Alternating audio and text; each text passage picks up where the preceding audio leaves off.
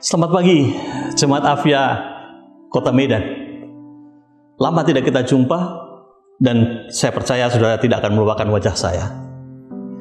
Hari ini kita sungguh berbangga, khususnya kaum laki-laki atau tepatnya kaum pria, bahwa hari ini seluruh dunia merayakan satu hari kebanggaan, yaitu hari seorang ayah. Atau tepatnya kalau saya bisa mengatakan adalah Father's Day. Saya mengucapkan Happy Father's Day atau Selamat Hari Ayah bagi kaum laki-laki, pria, kaum ayah yang ada. Bapak Ibu yang kasih dalam Tuhan, sebagai seorang ayah merupakan sesuatu tanggung jawab yang maha besar yang Tuhan berikan pada kita. Khususnya dalam kita memelihara keluarga kita, khususnya ketika kita membesarkan anak-anak kita. Sehingga tanggung jawab yang diberikan Allah kepada kita itu merupakan tanggung jawab yang harus kita selesaikan. Tapi tentunya ada beberapa hal yang perlu kita lakukan sebagai seorang ayah. Sebelum saya masuk dalam 4 hal yang harus kita lakukan sebagai seorang ayah, saya ingin membacakan satu firman Tuhan yang terambil dari kitab Kejadian 18 ayat yang ke-9, 19 tepatnya, yang berkata demikian. Sebab aku telah memilih dia supaya diperintahkannya kepada anak-anaknya dan kepada keturunannya, supaya tetap hidup menurut jalan yang ditunjukkan Tuhan dengan melakukan kebenaran dan keadilan, dan supaya Tuhan memenuhi kepada Abraham apa yang dijanjikannya kepadanya. Satu perintah Tuhan yang diberikan kepada Abraham sebagai bapa bangsa, satu tanggung jawab yang besar, karena dikatakan bahwa justru dia diperintahkan untuk bisa mendidik anak-anaknya hidup menurut jalan yang ditunjukkan Tuhan dengan melakukan kebenaran dan keadilan. Kalau kita melihat hal seperti demikian ini, betapa besar tanggung jawab seorang ayah. Dan Abraham menerima hal itu karena dia tahu bahwa melalui dia, keturunannya akan seperti pasir di pantai dan bahkan seperti bintang-bintang di langit. Dan bahkan dari keturunannya itulah akan lahir Juru Selamat, Tuhan kita Yesus Kristus. Bapak Ibu, kalau kita melihat hal seperti demikian ini, apakah kita sebagai seorang laki-laki, seorang pria, mempunyai tanggung jawab yang sama seperti hal demikian ini? Pasti. Kita malah menjadi orang-orang yang justru harus mengembangkan semua tanggung jawab yang Allah berikan kepada kita. Dan sebagai seorang pria, saudara, saya ingin berkata pada kita semuanya, Anda bisa menjadi seorang laki-laki, tetapi belum tentu menjadi seorang pria. Anda bisa menikah, tapi belum tentu Anda bisa menjadi seorang suami.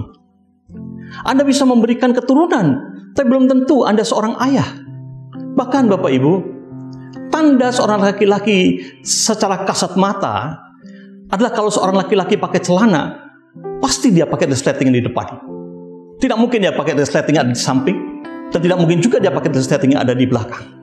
Saya ingin bertanya pada kita semuanya, adakah jemaat tempat ini kaum laki-laki yang memakai celana resleting di samping atau resleting di belakang? Tentu tidak. Nah, untuk itulah saudaraku, seorang pria itu merupakan tanggung jawab yang sangat-sangat besar. Bahkan seorang ayah merupakan seorang yang harus dapat memelihara keluarganya. Di Indonesia ini, jutaan anak hari ini hidup tanpa ayah. Saya tidak berbicara soal perceraian di mana para ayah meninggalkan istrinya, meninggalkan ayah anak-anaknya. Tetapi persoalannya, walaupun dia seorang ayah, adakah dia itu selalu bersama-sama dengan keluarga? Sebagai seorang ayah, apakah dia selalu bersama-sama dengan anak-anaknya? Banyak anak-anak dibesarkan tanpa kehadiran seorang ayah hari-hari ini. Apa akibatnya Bapak Ibu kalau seorang anak tidak dibesarkan bersama dengan ayahnya? Tidak ada contoh yang dapat mereka ikuti. Tidak ada teladan yang mereka dipisah untuk membuat hidup mereka seperti apa yang dilakukan oleh ayahnya. Makanya Bapak Ibu, ketika saya mulai menelusuri banyak hal seperti demikian ini, saya menemukan satu hal bahwa sebenarnya kita ini di dalam dunia hanya melihat pada guru-guru kita. Guru-guru di sekolah, guru-guru sekolah minggu. Tetapi apa yang dikatakan Rasul Paulus dalam 1 Korintus 4 ayat 15, dia berkata demikian. Sebab sekalipun kamu mempunyai beribu-ribu pendidik dalam Kristus, tapi kamu tidak mempunyai banyak bapa. Karena akulah yang dalam Kristus Yesus telah menjadi bapamu oleh Injil yang kuberitakan kepadamu. Rasul Paulus berkata bahwa sebenarnya dialah yang menjadi bapa-bapa bagi orang-orang pengikut-pengikut dia. Oleh karena Injil. Mereka kebanyakanlah orang-orang yang tidak mempunyai kesempatan untuk bersama dengan ayah-ayah mereka. Bahkan saudaraku, di dalam 1 Timotius 5 ayat 8 dikatakan demikian. Tetapi jika ada seorang yang tidak memeliharakan sanak saudaranya, apalagi seisi rumahnya, orang itu murtad dan lebih buruk dari orang yang tidak beriman. Bapak Ibu, saya ingin berkata pada kita semuanya, di dalam kehidupan seorang ayah, tanggung jawab yang begitu besar. Dikatakan firman Tuhan bahwa dia seperti seorang yang harus bisa memelihara keluarganya. Dan kalau dia tidak bisa memeliharakan sanak saudaranya, apalagi seisi rumahnya, istri, anak-anaknya, orang itu sudah murtad. Jadi bagi para ayah hari-hari ini, tidak lagi mempedulikan istri mereka, tidak mempedulikan anak-anak mereka, tidak mempedulikan sanak saudara mereka. Itu sebagai tanda kemurtatan yang ada. Dan lebih buruk lagi daripada orang yang tidak beriman. Saya ingin berkata pada kita semua hari-hari ini, bukankah setiap orang Kristen itu hidup hanya oleh karena iman? Tapi iman itu harus dapat diperlihatkan dalam berbagai macam hal. Bahkan dalam kehidupan sehari-hari sebagai seorang ayah. Kita harus bisa menunjukkan itu kepada orang lain. Bapak Ibu, seorang ayah adalah seorang yang memberikan pengaruh. Di dalam keluarga, kalau seorang ayah itu benar-benar merupakan orang yang cinta Tuhan, secara statistik dibuktikan bahwa 93% istri pasti akan mengikutinya. Bahkan anak-anak mereka akan mengikuti segala teladan bapaknya. Karena dia memberikan suatu pengaruh yang luar biasa bagi anak-anaknya. Bapak Ibu, ada 3 tokoh dalam dunia ini yang menggemparkan dunia. Yang pertama adalah yang bernama Hitler. Yang kedua yang bernama Stalin. Yang ketiga yang bernama Mussolini. Mereka adalah pemimpin-pemimpin dunia pada saat itu. Tetapi sifat-sifat tirani ada dalam diri mereka. Mereka tidak mempedulikan kehidupan orang lain. Membunuh merupakan sesuatu yang biasa bagi yang mereka lakukan. Tetapi setelah diselidiki Bapak Ibu, ternyata ketiga tokoh ini, Hitler, Stalin, dan Mussolini, adalah anak-anak yang dibesarkan tanpa kehadiran ayah mereka di tengah-tengahnya. Betapa tragisnya. Mereka bisa menjadi orang-orang yang besar dalam dunia. Nama-nama mereka tercatat. Tapi tercatat dengan segala sesuatu yang tidak berkenan di hadapan Tuhan. Tercatat dengan semua kejahatan-kejahatan yang mereka perbuat. Seorang ayah itu ibarat atap dalam sebuah rumah. Berarti dia harus memberikan naungan kepada anak-anaknya, naungan kepada istrinya. Dan naungan itu hanya bisa didapatkan Bapak Ibu kalau seorang ayah itu rajin untuk mengajak seluruh keluarganya, baik itu istri maupun anak-anaknya, untuk berdoa bersama-sama. Karena dengan berdoa Bapak Ibu, maka kita akan memberikan satu atap di atas keluarga kita, sehingga iblis, musuh-musuh kita dalam roh itu, tidak dapat menyentuh keluarga kita. Saya masih teringat Bapak Ibu tentang satu kisah tentang Ishak yang memberkati Esau. Walaupun Esau terbukti dia adalah seorang penipu, tetapi bukan penipu. Esau bukan penipu, Yakub yang penipu. Dan ketika hak kesulungan itu ingin didapatkan oleh Esau, merebutnya daripada Yakub, maka dia pergi kepada Ishak bersama dengan ibunya Ribka. Apa yang dilakukan oleh Ishak pada saat itu? Tidak lain, dia mulai menyentuh kepada Esau, kepada Yakub, menyentuh Yakub untuk memberikan berkat. Maka saya ingin katakan pada kita semuanya, dari 4 hal yang harus dilakukan sebagai seorang ayah. Yang pertama adalah berikanlah sentuhan yang berarti bagi anak-anakmu. Memang kadang-kadang sulit bagi kita semua ya Bapak Ibu. Apalagi kalau kita mempunyai anak perempuan. Untuk merangkul mereka, apalagi mereka sudah dalam masa-masa puber, merangkul mereka seakan-akan terasa gak enak. Terasa seakan-akan canggung kita melakukannya, kagok kita melakukannya. Tapi saudara dengar baik-baik, engkau perlu memberikan sentuhan-sentuhan itu bagi anak-anakmu, supaya mereka bisa merasakan tentang kasih Bapa itu yang diberikan kepada mereka.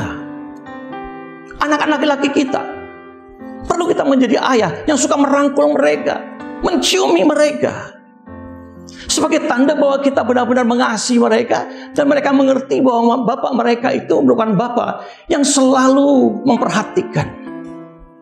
Banyak anak-anak yang kehilangan hal ini.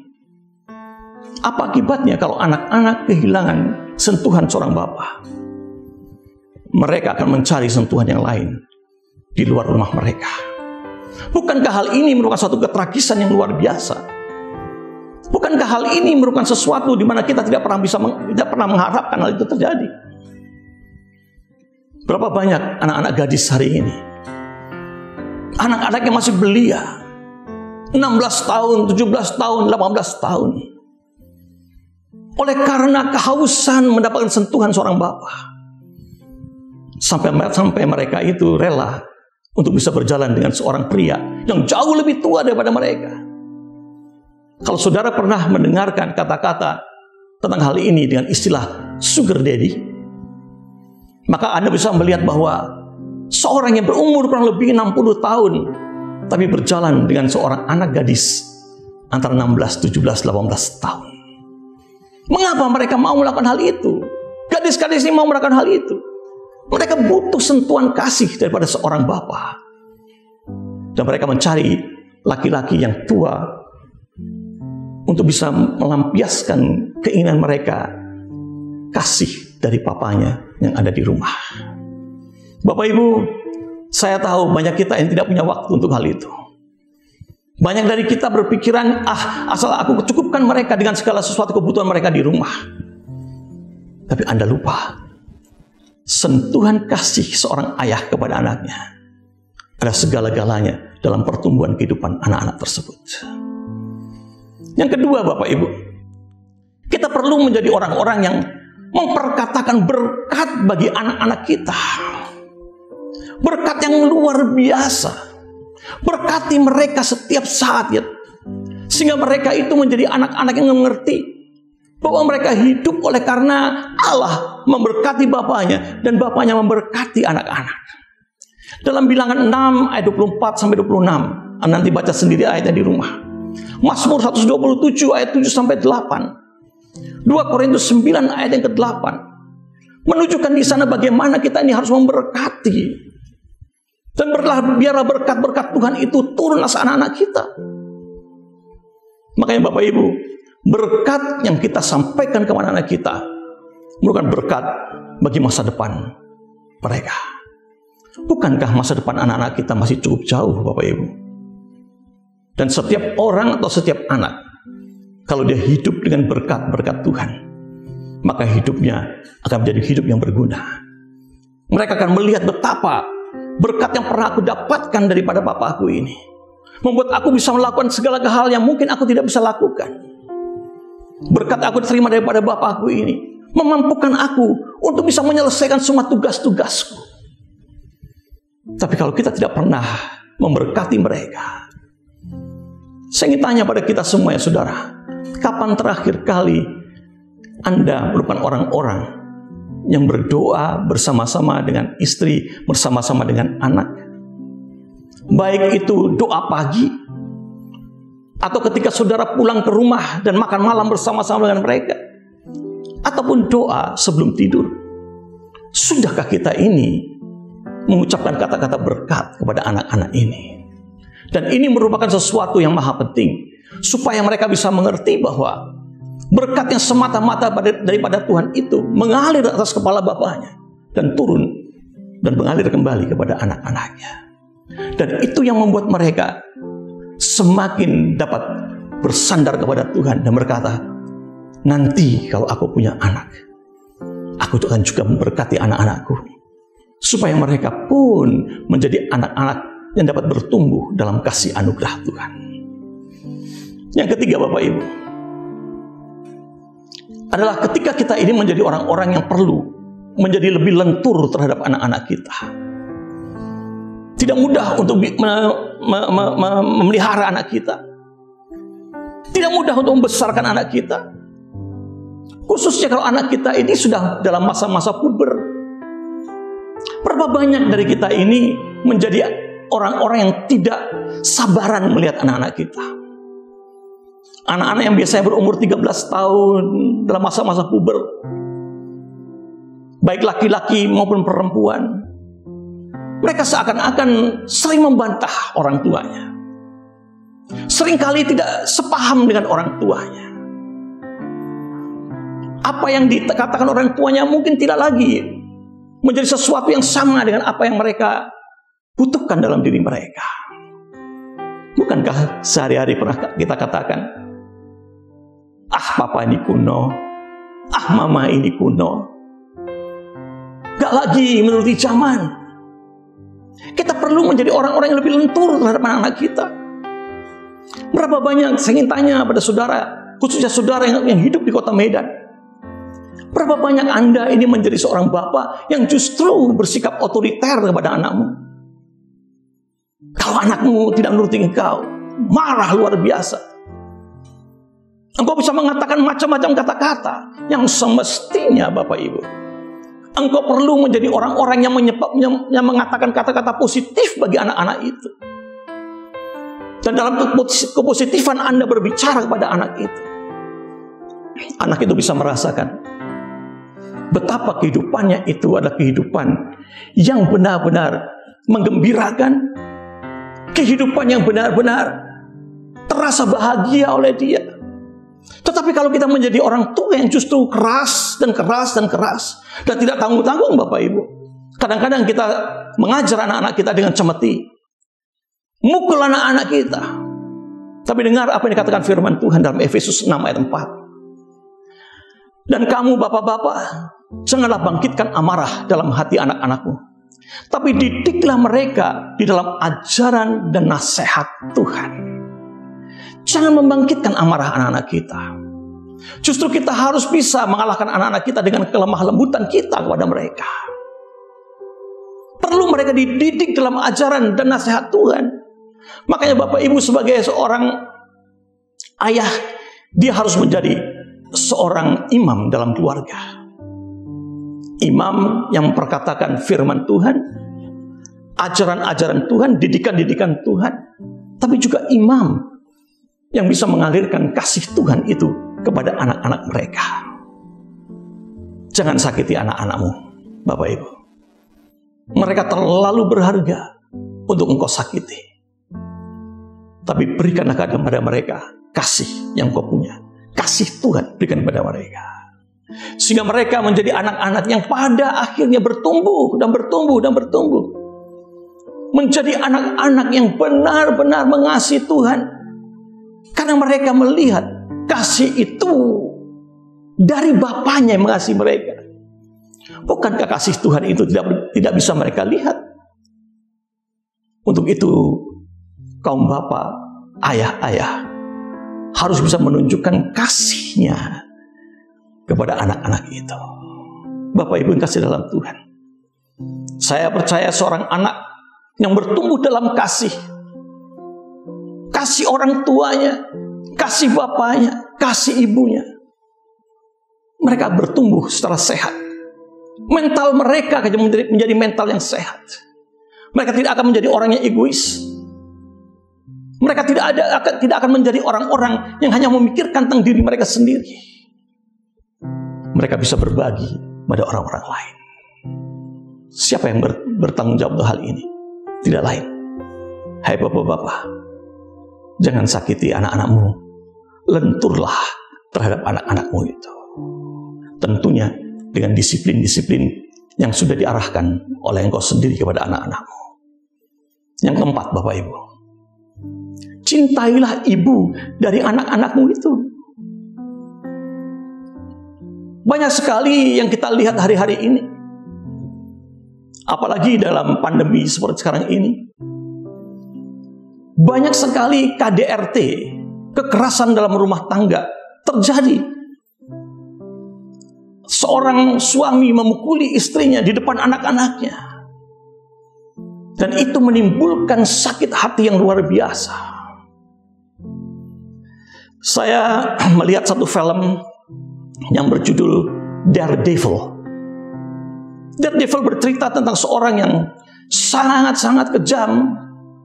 Dan dimulai kekejaman ini muncul dalam dirinya ketika dia melihat ayahnya melakukan kekerasan kepada ibunya, memukuli ibunya. Anak ini tidak tega melihat hal itu semuanya. Sampai pada saat dia melihat bapaknya memukuli istrinya, ibunya, si anak ini mengambil palu dan menghantam bapaknya dengan palu itu sampai bapaknya mati. Dan ketika anak ini mulai tumbuh dalam kehidupannya, anak ini tumbuh dalam segala kepahitan, kekerasan dan sakit hati dalam dirinya, yang pada akhirnya dia harus menebusnya dan harus tinggal dalam penjara yang cukup lama. Apakah kita menjadi orang-orang yang menginginkan hal itu dalam keluarga kita, dari anak-anak kita? Saya rasa tidak.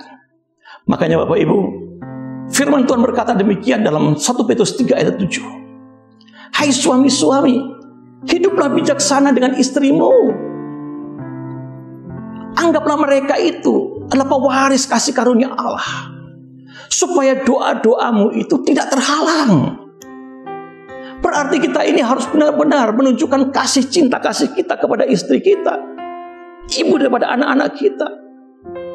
Sehingga ketika anak-anak itu melihat betapa ayahnya mencintai ibunya dengan luar biasa, ketika mereka harus tumbuh dan menikah, mereka menjadi anak-anak yang sudah terbiasa melihat kasih yang harus dilimpahkan, baik seorang suami kepada istrinya atau seorang istri kepada suaminya. Saya lihat hal seperti demikian ini perlu diperbaiki dalam keluarga-keluarga hari ini. Dan itu semua tergantung apakah kita sudah mempunyai Yesus dalam hati kita masing-masing. Persoalan hati merupakan sesuatu yang harus diperbaiki hari-hari ini. Bapak Ibu, saya mengumpamakan seperti demikian ini.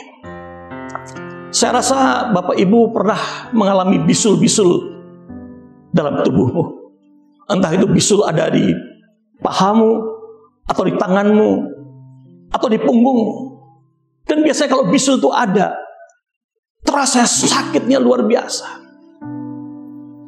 Kalau kita dalam kesakitan seperti demikian ini, hanya memberikan penghilang-penghilang simptom atau penghilang-penghilang rasa sakit saja, maka kita tidak pernah akan mengobati bisul itu. Tapi ketika engkau menemukan sesuatu dan dokter berkata, yang terjadi hal ini adalah kita perlu membersihkan darah daripada saudara supaya bisul-bisul ini menjadi hilang. Dimulai dari mana, saudaraku? Dimulai dari pusatnya. Jangan hanya mengobati di permukaannya saja, tapi perlu mengobati mulai dari dalam. Dan dari dalam adalah apakah hati kita ini sudah diobati. Hai bapak-bapak, hai para ayah, mungkin engkau dalam kehidupanmu semasa engkau masih remaja, engkau menerima perlakuan-perlakuan yang buruk daripada orang tuamu. Jangan sekali-sekali itu dibawa ke dalam anak-anakmu. Buang ini semuanya. Dan kalau engkau masih tersisa hal-hal yang menyakitkan hatimu, biarlah hari ini engkau berlutut di hadapan Tuhan dan berkata, Tuhan, aku datang ke hadapan-Mu. Aku ingin Kau membersihkan diriku, membersihkan hatiku, membersihkannya sampai seluruh sakit hatiku hilang. Membuat aku tidak lagi membenci ayahku, tetapi aku bisa mengampuni mereka. Dan kalau hari ini engkau bisa melakukan hal itu, Allah akan mentransformasi hidupmu. Dan sebagai seorang ayah, Engkau akan berikan contoh bagi anak-anak-Mu. Ayat yang terakhir yang saya ingin berikan pada saudara, yang saya ambil dari kitab Yosua, pasal ke-24 ayat 14 berkata demikian. Tetapi aku dan keluargaku, kami akan melayani Tuhan. Dalam artian Bapak Ibu, kalau semua sudah dipulihkan, ayah dipulihkan, anak-anak dipulihkan, istri dipulihkan, maka setiap ibadahmu di hadapan Tuhan berkenan di hadapan Dia. Dan oleh karena engkau berkenan di hadapan Tuhan, Allah akan memberkati engkau secara berlimpah. Allah akan melakukan apa yang sebenarnya Dia ingin berikan kepada kita, membukakan tiap-tiap langit bagi kita. Doa-doamu tidak terhalang, dan engkau akan menjadi orang-orang yang sangat diberkati. Sekali lagi saya ingin katakan, peran ayah sangat dominan di dalam keluarga. Hai ayah-ayah yang ada, lakukanlah peranmu sebagai seorang ayah, bukan peranmu sebagai laki-laki. Karena seorang laki-laki dan seorang ayah jauh berbeda di dalam perannya. Seorang ayah punya tanggung jawab untuk menaungi, melindungi, mendidik, dan mengasihi. Pagi hari ini, bila kita semuanya boleh diberkati oleh firman Tuhan ini, dan firman Tuhan ini boleh bertumbuh dalam hatimu, menjadikan engkau seorang ayah yang benar-benar punya peran sesuai apa yang diberikan oleh Tuhan kepadamu. Mari kita berdoa. Ya Tuhan Yesus, pagi hari ini kami tahu Tuhan bahwa kami perlu menjadi ayah-ayah yang benar-benar tahu tentang peran kami, tahu tentang tugas dan tanggung jawab kami ya Bapa. Kami tahu Tuhan, mungkin karena kesibukan kami, karena konsentrasi fokus kami banyak kepada pekerjaan kami, sehingga kami kurang memberikan sentuhan pada anak-anak kami ya Bapa. Kami kurang untuk bisa merangkul mereka, menciumi mereka. Juga Tuhan, kami menjadi anak-anak-Mu yang benar-benar tidak bisa menyatakan kata-kata yang positif kepada mereka. Seringkali bentakan-bentakan yang kami berikan kepada mereka ya Bapa. Kami juga kurang ya Tuhan untuk menunjukkan kepada mereka bagaimana mereka harus menjadi seorang ayah yang mengasihi ibu-ibu daripada ayah-ayah ini, dari anak-anak ini. Dan juga Tuhan, mungkin kami lupa untuk setiap hari berdoa bersama mereka dan memberikan berkat-berkat atas mereka ya Bapa. Tuhan, ampunkan kami para ayah ini ya Tuhan, dan jadikan kami kembali untuk bisa melihat tugas dan tanggung jawab kami ya Bapa, sehingga Tuhan kami boleh menjadi ayah-ayah yang diberkati oleh Tuhan sendiri. Terima kasih ya Bapa. Di dalam nama Tuhan Yesus Kristus, hamba-Mu sudah berdoa. Amin.